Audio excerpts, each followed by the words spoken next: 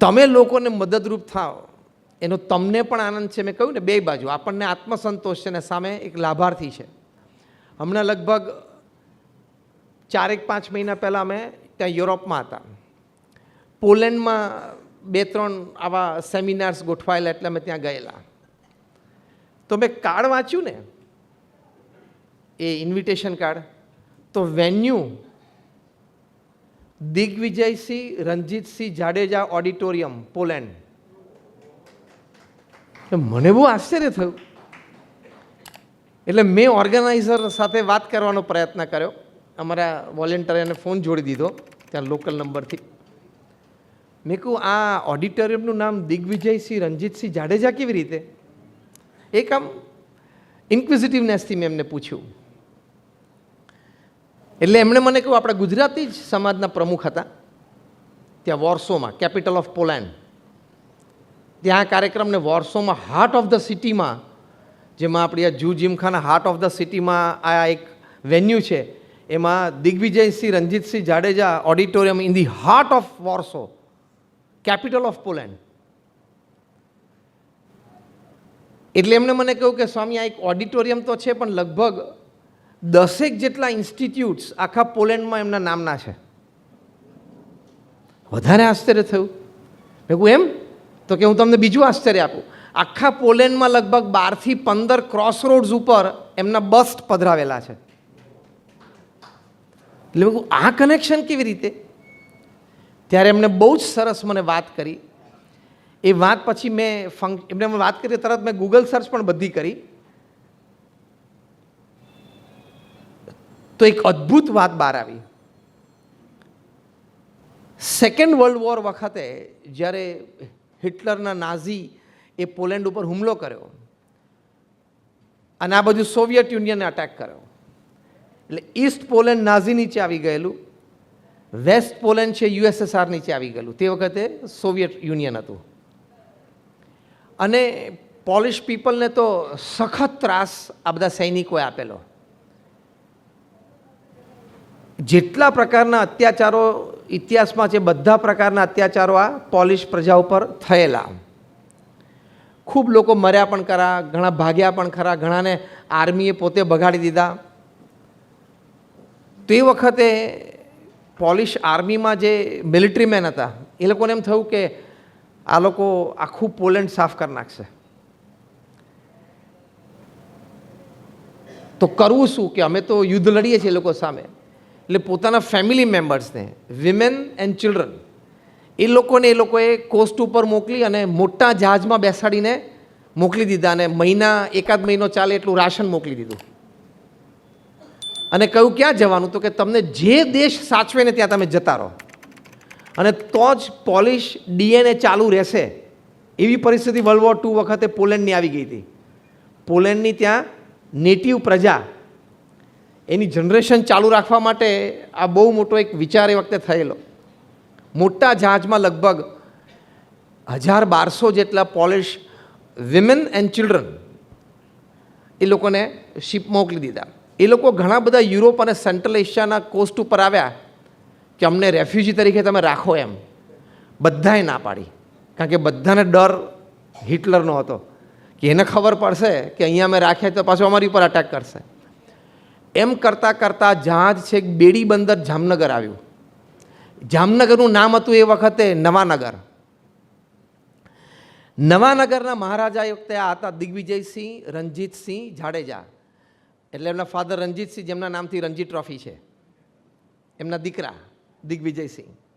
મહારાજાને કહેવામાં આવ્યું કે આવી રીતે એક જહાજ આવ્યું છે અને આ પરિસ્થિતિ છે. મહારાજા પોતે મહેલમાંથી એ જહાજને રિસીવ કરવા માટે બંદરે પહોંચ્યા અને બધાને આવકાર આપ્યો અને આખા જહાજને પોતાના રાજ્યમાં આશરો આપ્યો અને કહ્યું કે જ્યાં સુધી તમારે રહેવું હોય ત્યાં સુધી તમારી માટે ફૂડ, ક્લોથિંગ, મેડિસિન, શેલ્ટર બધું ફ્રી જ છે. અને ત્યાં એક બહુ જ મોટા ઓપન ગ્રાઉન્ડમાં એમને ટેન્ટ્સ બાંધી આપ્યા. પોતાના લશ્કરને ઓર્ડર કર્યો, એટલે મિલિટરીએ ફાસ્ટ કામ કરીને સૈનિકોએ ટેન્ટ્સ બાંધી આપ્યા, પેલો તાડપત્રીને એવું. અને આપણે તો જામનગરમાં એવું કોઈ એક્સ્ટ્રીમ ક્લાઇમેટ હોય નહીં, ઠંડી ને બધું, એટલે સામાન્ય ટેન્ટ હોય તો ચાલે, ખાલી વરસાદ અને તડકાથી બચવાનું હોય.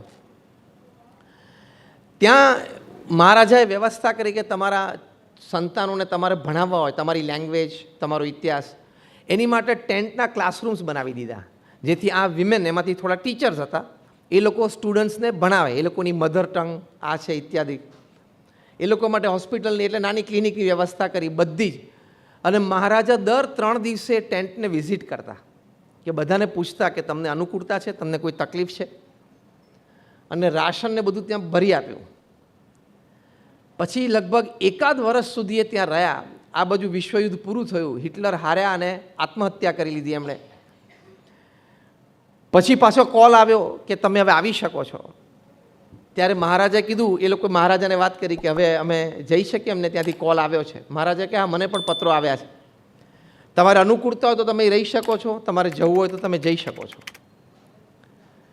પણ બધાએ કીધું કે ના, એ અમારું મધરલેન્ડ છે ને, અમે જઈએ એમ કહીને બધાએ ખૂબ આભાર માન્યો. પરસ્પર લાગણી, આંસુ બધાને આવી ગયેલા. મહારાજે એમને પેલું જે જહાજ આવેલું વર્ષ પહેલાં, એ ત્યાં બંદર ઉપર રાખેલું હતું, મોટું જહાજ હતું. એમાં પાછું 1 વર્ષનું 1 મહિનાનું રાશન, એ લોકોને જે પ્રકારનું ફૂડ ફાવતું હોય એ પ્રમાણેનું એનું રાશનને બધું ભરી આપ્યું. અને મહારાજાએ એમને નકદ સોનાના સિક્કા આપીને રવાના કર્યા. તમે ત્યાં જાઓ તો તમારી તો વોર ટોન કન્ટ્રી છે, આટલું યુદ્ધ ચાલ્યું એટલે કોઈ નોકરી ધંધા વેપાર નહીં હોય, તો 6 મહિના ફેમિલી એ ગોલ્ડ કોઇન્સ એનકેશ કરીને અનાજ અને કપડાં લઈ શકે એની માટેની મહારાજાએ વ્યવસ્થા કરી.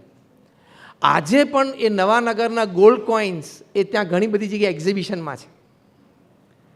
અને એ જે સ્થળ ઉપર જ્યાં ટેન્ટ બાંધીને આ પોલિશ ચિલ્ડ્રન ફેમિલીઝને મહારાજાએ સાચવેલા, રાખેલા, ભણાવેલા, એ સ્થળ ઉપર, એ જ સ્થળ ઉપર અત્યારે જામનગર સૈનિક સ્કૂલ ઊભી છે, બાલાછડી, જે આપણે નામ સાંભળ્યું છે, બાલાછડી સૈનિક સ્કૂલ, એ જગ્યાએ ઊભી થઈ હતી. એટલે ત્યાં પોલેન્ડમાં જઈને આ લોકોએ વાતો કરી કે અમને તો નવાનગરના મહારાજા એમણે આટલી બધી વ્યવસ્થા કરી. એટલે પોલેન્ડના અત્યારે 5મા, 6ઠા, 7મા, 8મા ધોરણમાં નેશનલ કરિક્યુલમમાં એ લોકોની હિસ્ટ્રી બુક્સમાં એ આ નવાનગરના રાજા દિગ્વિજયસિંહનો ચેપ્ટર ભણાવવામાં આવે છે. પોલેન્ડની સરકારે વિચાર્યું કે પોલેન્ડનો નાગરિક આજથી 5000 વર્ષ પછી પણ દિગ્વિજયસિંહ જાડેજાને ભૂલવા ન જોઈએ. આપણી પેઢીઓ એમણે સાચવી. એટલે ઠેર ઠેર એમના બસ્ટ છે. પછી તો અમે બીજા 2 પ્રોગ્રામ્સ અમારા બીજી એરિયામાં હતા, તો રસ્તામાં પછી અમે જોયા બસ્ટ. પછી અમે એક જગ્યાએ ઊભા પણ રહ્યા. મેં કહ્યું ક્યાંકથી હાર કે પુષ્પગુચ્છ મળે, પછી અમે એ બસને, એટલે એ મૂર્તિને અમે હાર પણ પહેરાવ્યો કે આપણા ભારત દેશના આવા એક મહારાજા, આવા એક સૈનિક, અરે આવા એક સિટીઝન, નાગરિક, એમણે આવી સેવા કરી. અને પોલેન્ડનો હાઈએસ્ટ સિવિલિયન એવોર્ડ, જેમ આપણે અહીંયા ભારત રત્ન છે, એ પણ દિગ્વિજયસિંહને એ લોકોએ તે વખતે અર્પણ કરેલો. આ પ્રસંગ મેં એટલા માટે કહ્યો કે કંઈક થોડુંક આપવાથી આપણે અહીંયા બેઠા છીએ, અથવા તો જેને ભગવાને થોડું વિશેષ આપ્યું છે એને કોઈ ફરક નથી પડતો, પણ સામેવાળાને બહુ મોટો ફરક પડી જાય છે. Your small contribution doesn't make any difference to you, but that small contributions, when they come together, it can create a big difference in somebody's life. Yes or no?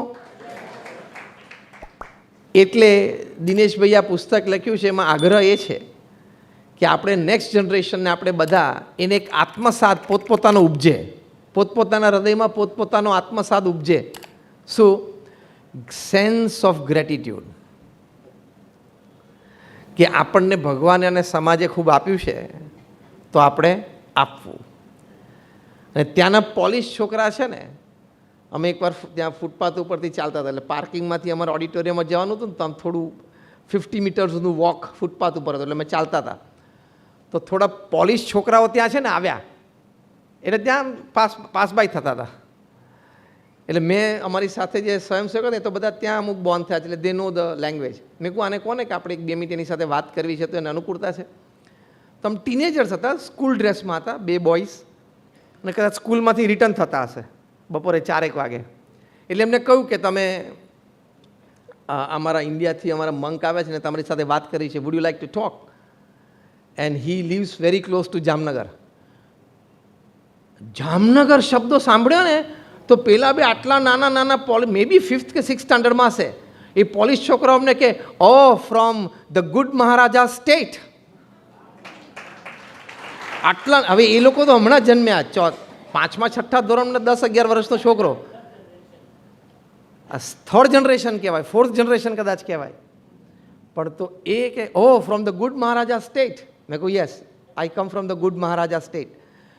પછી એમની સાથે થોડો વાર્તાલાપ કર્યો. પછી મેં કીધું કે can I see your history book if it contains a chapter, because I been told that it contains a chapter. Yes. તેને તો પાછળથી પેલું એનું બેગ, શોલ્ડર બેગ ઉતારી, હિસ્ટ્રીની બેગ ખોલી અને સીધું ચેપ્ટર બતાવ્યું. અને ચેપ્ટરમાં લખેલું ધ ગુડ મહારાજા. આખા પોલેન્ડમાં દિગ્વિજયસિંહ, રણજીતસિંહ જાડેજાને આટલો નાનો બાળક પણ ધ ગુડ મહારાજા તરીકે ઓળખે છે. પ્રસિદ્ધિ અને કીર્તિ એ ચેપ્ટર 2 છે, અથવા તો લેસ ટુ બી કન્સિડર્ડ ચેપ્ટર છે વેન યુ આર ગિવિંગ. પણ આવી ભાવનાથી રહ્યા, આવા એક યુરોપિયન કન્ટ્રીમાં એક નાનો બાળક આ 4th જનરેશનનો એમને નામથી ઓળખે, કેટલી મોટી વાત કહેવાય. અને આજે આપણે આ કાર્યક્રમમાં એમને યાદ કર્યા અને આદરપૂર્વક એમને યાદ કર્યા, એમાંથી પ્રેરણા મળે. તો જો giving always leaves, it never dyes. તમે આપો છો ને એ જીવંત રહે છે. તમને એમ થાય કે મેં આપ્યું ને આમાં કંઈ કન્સ્ટ્રક્શન થયું, ના થયું, એમાં લાઇબ્રેરી બધું વપરાઈ ગયું. એ સ્થૂળ રીતે વપરાય છે, પણ એ સદીઓ સુધી જીવે છે. Giving never dyes, giving always leaves.